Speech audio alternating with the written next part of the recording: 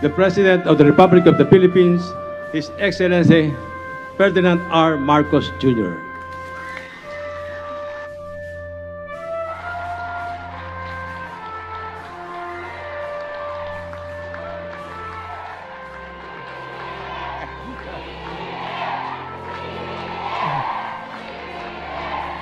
Maraming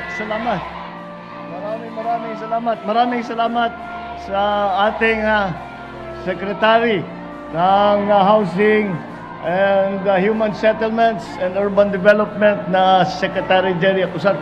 Please umupo na.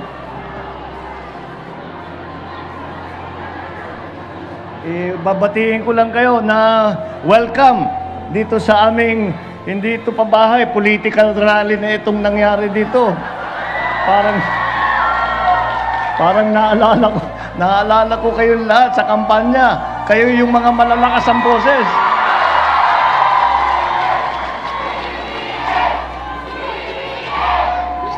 Salamat sa inyong lahat. At mabuti naman at nagkaroon ako ng pagkakataon na makabalik muna ng Malabon dahil marami tayong ginagawa at kung minsan hindi tayo makalabas ng opisina, pero hindi na bale. At meron ako paminsan-minsan na nakikita ko kayong lahat. Siyempre, masarap na kayo ay makasama muli. Mga kasama ko na nagsuporta sa akin, na binigyan ako ng tulong. Kaya naman po, ay pinapaspas po namin lahat ito upang naman ay masuklian namin ang inyong pagmamahal at ang inyong suporta na ibinigay sa halalan na ngayon ay kami naman ang gagawa ng lahat upang yung aming pinag-usapan na pagkakaisa, yung ating pinag-usapan na tayo ibabangon muli ay magiging katotohanan kasama kayong lahat, kasama lahat ng ating mga kababayang Pilipino. Maraming salamat po.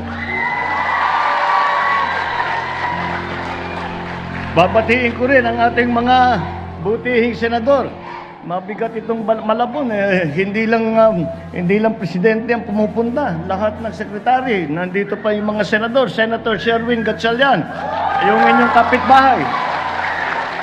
Andyan din si Senator J.B. Ejercito, na ating kasama. At ang ating butihing Mayor Jeannie Sandoval ng lungsod ng Malabon, ang ating General Manager sa NHA, General Manager Joe Bentay, lahat ng mga benepisyaryo ng pabahay ng pamahalaan, ang ating mga kasamahan, my fellow workers in government, ating mga minamahal na kababayan, magandang tanghali po sa inyo lahat. Huwag po kayo mag-aalala na masyadong matagal yung speech ko. Magpapakain daw si Mayor Jeannie ng para. Sinubo ko na naman si Mayor. Masaya po ako na nandito at makasama kayong lahat. At tunghayaan ang pagsasakatuparan ng ating hangarin na makapagpatayo ng bahay para sa ating mga kababayan dito sa lungsod ng Malabon. Ang St. Gregory Homes Project ay binubuo ng mahigit na 20 tiglimang palapag ng mga gusali na merong 1,380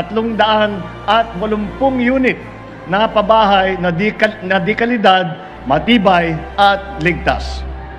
Naging matagumpay ang housing project na ito dahil sa pagtutulungan ng National Housing Authority, lokal na pamahalaan ng Malabon, iba pang ahensya ng gobyerno at siyempre ang ating kasama at partner ang pribadong sektor.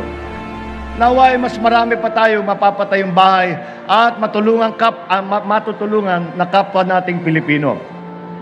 Kaya't nagpapasalamat ako muli sa kooperasyon ng ating mga benepisyaryo dito sa St. Gregory Homes Project na karamihan ay naging informal settlers at dating nakatira lang sa kung saan-saan, sa waterway, sa danger zone, mga ibang lugar na naapektuhan ng mga proyekto ng Department of Public Works.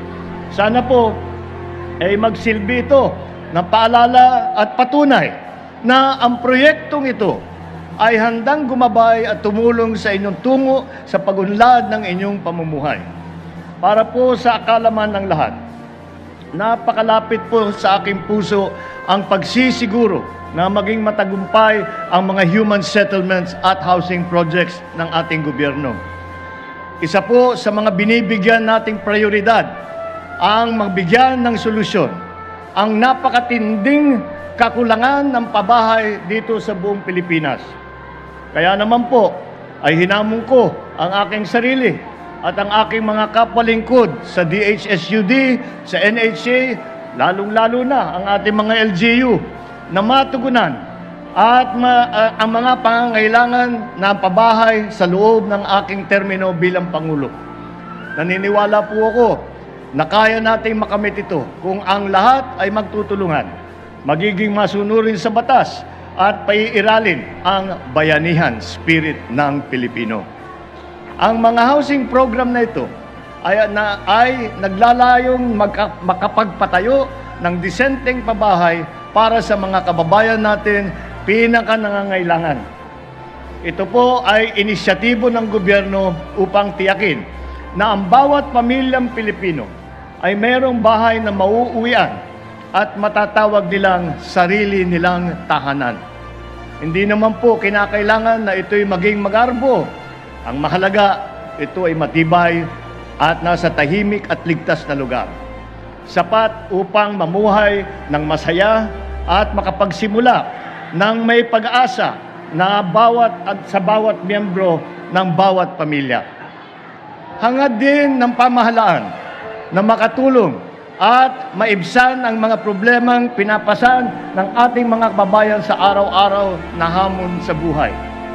Ang lahat ng ito ay nagsisilbing inspirasyon namin upang mas patatagin ang aming dedikasyon tungo sa pagsasakatuparan ng aming pangakong mabigyan ng disente, abot kaya at di kalidad na pabahay para sa bawat pamilyang Pilipino. Aking inaatasan muli ang NHA, DSUD at ang iba pang mga kaugnay na ahensya ng pamahalaan na magpatuloy sa masusing pagbibigay lunas sa ating suliranin sa pabahay at tiyakin na walang sino man na maiiwanan at mapapabayaan sa ating sama-sama na pagsulong at sa ating sama-sama na pag-unlad. Hinihikayat ko rin po ang mga benepisyaryo natin dito na patuloy po ninyo suportahan ang mga programa at proyekto ng pamahalaan na naglalayong matulungan mapabuti ang antas ng pamumuhay ng bawat isang Pilipino. Binabati ko ang ating mga benepisyaryo ng proyektong ito sa pagkakaroon ninyo ng bago at sariling tahanan. Naway maging masaya, masagana at mapayapa ang inyong pamumuhay sa inyong bagong bahay at komunidad. Maraming salamat at mabuhay po kayong lahat. Magandang tanghali po sa inyong lahat. Mabuhay po ang lungsod ng Malabon. Maraming salamat po. Magandang tanghali po. Maraming salamat po, President Ferdinand R. Marcos Jr. Nagpapasalamat po ako sa NHA po, sa mayor po namin at kay Mr. President po kasi binigyan niya po kami ng pagkakataon na magkaroon po ng sarili po naming bahay na matitirahan, na totoong talagang sa amin na po. Kasi po dati, squatter lang po kami. Yung bahay po namin, tapal-tapal lang po. Pagka bumaha po, umaangat po yung mga basura, yung mga anak po namin nalalaglag po sa ilog. Yun po yung pinapangamba namin. Ngayon po, ligtas na po kami dito sa tinitirahan po namin. Maraming pong salamat. Iwas na rin po kami sa mga aksidente tulad ng mga sunog. Safety na po kami dyan sa pabahay. Kahoy lang po kasi yung dati namin bahay. Tapos dikit-dikit lang, madali sa sunog, di ba po? Kaya yung mga anak namin mahuhulog, masusugatan, mapapakuan. Ngayon po kahit anong takbo nila, safe na. Kasi hindi namin na-expect talaga na yung ganito magkakaroon kami nung matagal na namin pinapangarap na bahay talaga. Ano po kasi, nasa ano po kami, yung ilalim po kasi namin basura. Tapos ilog, tapos puro bumaha po, grabe. kahoy lang, tapos mga ano, yung tapal-tapal yung dingding. Mr. President, maraming salamat po sa inyo sa ano, binigyan niyo po kami ng chance na magkaroon po ng maayos na ano tirahan